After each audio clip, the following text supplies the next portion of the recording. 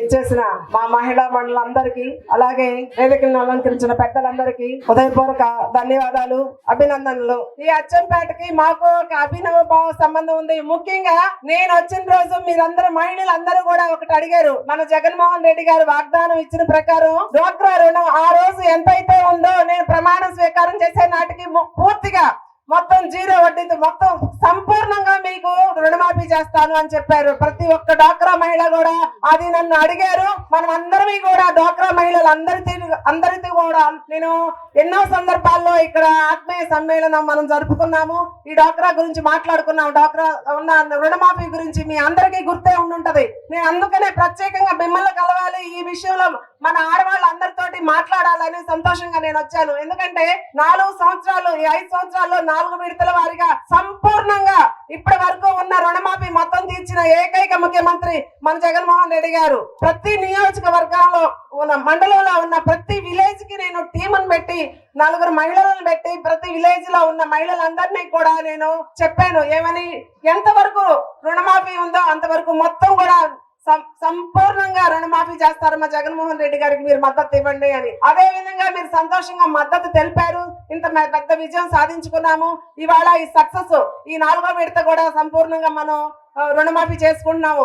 మీరు అడిగింది మిమ్మల్ని కలుసుకోవటం ఈ రోజు నాకు ఎంత సంతోషంగా ఉంది అంటే, ఎన్నో సందర్భాల్లో మనం కలిసాము కానీ ఈ రోజు కలుసుకోవడానికి ఒక స్పెషల్ ఉంది. ఎందుకంటే సంపూర్ణంగా రుణమాఫీ, దీనికి ఆసరా అని ఎందుకు పెట్టారో తెలుసా? ఇది రుణమాఫీ కదా, మన డ్వాక్రా మహిళల రుణమాఫీ అయినా కూడా వారు ఆసరా అని ఎందుకు పెట్టారు అంటే, ఈ డబ్బు ప్రతి ఒక్క మహిళకి ఆసరాగా నిలుస్తుంది కాబట్టి ఇది ఆసరా అని ఈ ప్రోగ్రామ్ కి పేరు వారు ఎంత చక్కగా నిర్మాణం చేశారు అంటే సంతోషంగా. మన మహిళలకి మాత్రమే ఇది ఇప్పటి వరకు ఉన్న డబ్బు కాకుండా ఇంకా ప్రతి గ్రూప్ కూడా ఎంతైతే ఉందో అంత రుణమాఫీ చేయంగా ప్రతి గ్రూప్ కూడా మళ్ళీ 20 లక్షల వరకు కూడా వారు లోన్ శాంక్షన్ చేశారు అంటే అది ఒక్క జగన్మోహన్ రెడ్డికే సాధ్యమైంది అంటే నిస్సందేహంగా అతిశయోక్తి కాదు.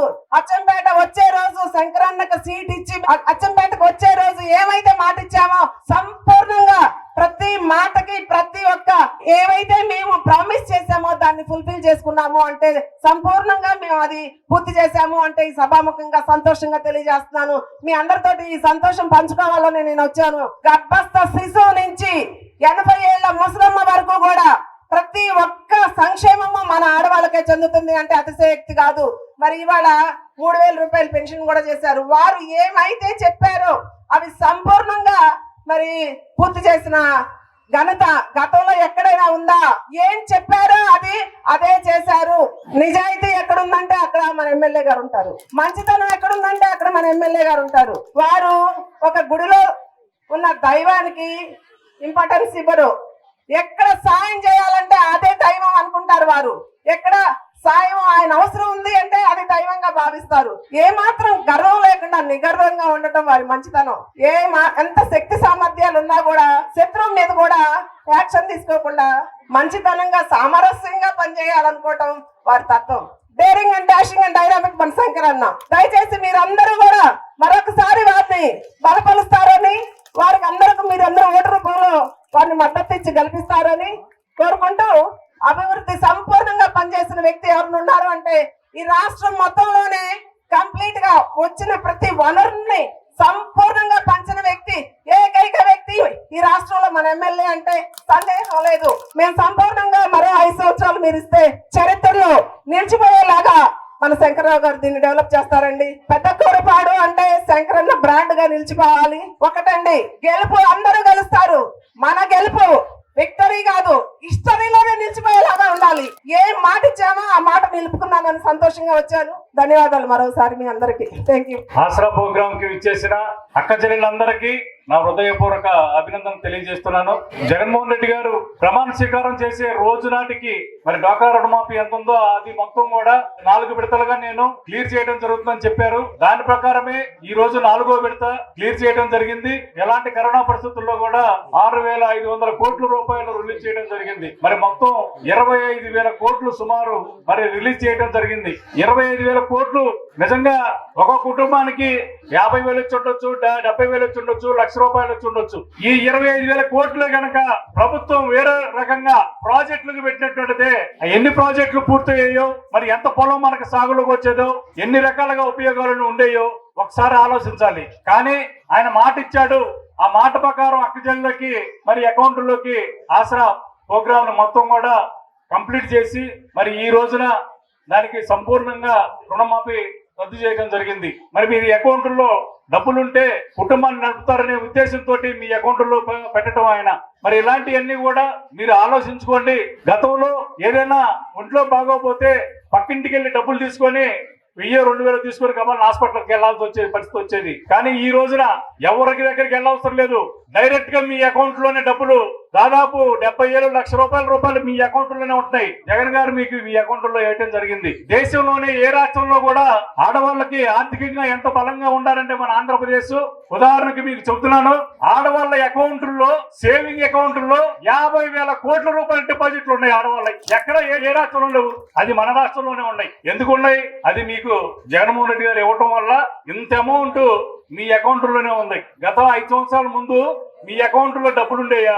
గత ప్రభుత్వానికి తేడా కూడా ఒకసారి ఆలోచన చేయండి. ఆడవాళ్ళు ఆర్థికంగా బాగుంటే ఆ కుటుంబం బాగుంటది, ఆ కుటుంబం బాగుంటే ఆ ఊరు బాగుంటది, ఆ ఊరు బాగుంటే ఆ రాష్ట్రం బాగుంటది. ఇది జగన్మోహన్ రెడ్డి గారికి తెలిసిన సత్యం. దాన్ని ఆయన ఫాలో అవుతున్నాడు. మనం కూడా అలాగే ఫాలో అవుదాం. ఈ హాస్పిటల్ తీసుకురావడం కానీ, రోడ్లు ప్రతి గ్రామానికి లింక్ రోడ్లు కానీ, మరి అమరావతి నుంచి బెల్లంకొండ రోడ్డు కూడా రెడీ అయిపోతుంది. దాని ద్వారా మనకి ఎంతో ట్రాన్స్పోర్ట్ పెరిగింది. ఈ బ్రిడ్జి కూడా స్టార్ట్ అవుతుంది. దీని ద్వారా మన ప్రాంతం డెవలప్ అవుతుంది. మనం ఆర్థికంగా బలపడటానికి, మన పొలాలు రేట్లు పెరగడానికి, మన ప్రాంతం బిజినెస్ గా డెవలప్ అవడానికి అన్ని రకాలుగా కూడా ఉపయోగపడుతుంది ఈ ప్రాంతానికి, ప్రజలకి. నన్ను మీ అందరూ కూడా పెద్ద మనసుతో ఆశీర్వదించండి. ఆశీర్వదిస్తే ఈ ప్రాంతంలో ఈ ఇండస్ట్రీస్ పెట్టించి ఇక్కడ వాళ్ళకు ఉద్యోగాలు ఇప్పించే ఏర్పాటు చేస్తాను. ఏదైనా పని చేస్తే అది సంపూర్ణంగా పని చేద్దామనే ఆలోచన. నా వ్యాపారాన్నైనా నేను అలాగే చేస్తాను, మా ఇంట్లో వ్యవసాయం అంతే చేస్తాను, మా ఇంట్లో పనులైనా అంతే చేస్తాను. ఆ పని కంప్లీట్ గా పూర్తి చేయాలి. ఈ నియోజకవర్గాన్ని పూర్తిగా కంప్లీట్ గా నేను చేసిందాక నేను కూడా మీ అందరినీ నేను వదిలిపెట్టను. ఎట్టి పరిస్థితుల్లో కూడా మీరు నాతోటి, నేను అందరినీ నా దగ్గర నేను అంటిపెట్టుకుని ఉంటా, మీతోటి నేను ఉంటా. నేను కాదు, మా మిస్సెస్, మా ఆవిడ కూడా మీతోటే ఉంటుంది. ఎందుకంటే ఎవరైనా ఒక కుటుంబం వచ్చి పనిచేస్తున్నారా ఒకసారి ఏ నియోజకవర్గమైనా తీసుకోండి. నేను, నా భార్య, నా కొడుకు ముగ్గురు వచ్చి ఇక్కడ పనిచేస్తానే ఉన్న అవసరమైనప్పుడల్లా ఆలోచించుకొని మీరు మమ్మల్ని ఆశీర్వదించండి. తప్పనిసరిగా ఈ నియోజకవర్గానికి, మీ కుటుంబాలకి మేలు చేయడానికి మేము వచ్చాం. కానీ మాకెక్కడా కూడా రూపాయి తినే అవసరం లేదు. ఇంకా ఈ ప్రాంతం ప్రజల్లో హృదయాల్లో నిలిచిపోవాలని వచ్చాం, అంతేగాని వేరే రకంగా మేము ఇక్కడికి రాలేదు. చాలా మంది ఇక్కడ నాయకులు తెలుసు, నేను ఉదయాన్నే 6 గంటలకు లేస్తే 11 గంటలకి నిద్రపోతాను. సార్ ఇప్పుడు దాకా ఇక్కడే ఉన్నారు కదా, మళ్ళా తెల్లారెళ్ళకి ఎట్లా వచ్చారు అనుకుంటా ఉంటారు. నేను ఇక్కడ కోసూరులోనే ఉంటాను ఇప్పుడు. అసలు ఆల్రెడీ మీకు అందరికీ తెలియని విషయం ఏంటంటే కోసూరులో ఉంటా. ఇక్కడ నుంచి కోసూరులోనే ఉంటాం. ఇక్కడే ఇల్లు కడతాను, కోసూరులోని ఇల్లు కడతాను, ఇక్కడే ఉంటాను, మీకోసమే ఉంటాను, ఇక్కడే పనిచేస్తాను. గత ప్రభుత్వాల్లో ఎలా ఉందో మీరు ఒకసారి ఆలోచించండి. ప్రతి ఒక్కళ్ళు నా దగ్గరికి వస్తున్నారు, అందరూ నాతోటి ఇంటరాక్ట్ అవుతున్నారు, రోజుగా దగ్గరగా మూవ్ అవుతున్నారు. మరి మీ అందరూ కూడా ఒక అక్క చెల్లెల్లాగా, అన్నదమ్ముల్లాగా నేను భావించి నేను పనులు చేస్తానే ఉన్నాను. ప్రతి ఒక్కళ్ళు నా కుటుంబంలాగా నేను ఫీల్ అయ్యి నేను పనిచేస్తానే ఉన్నాను. మీ తమ్ముళ్ళలాగో అన్నలాగో అనుకోని మీరు నన్ను ఆశీర్వదించండి. మీ అందరికీ కూడా ప్రత్యేక ధన్యవాదాలు తెలియజేస్తూ మీ అందరికీ వందనాలు తెలియజేస్తున్నాను.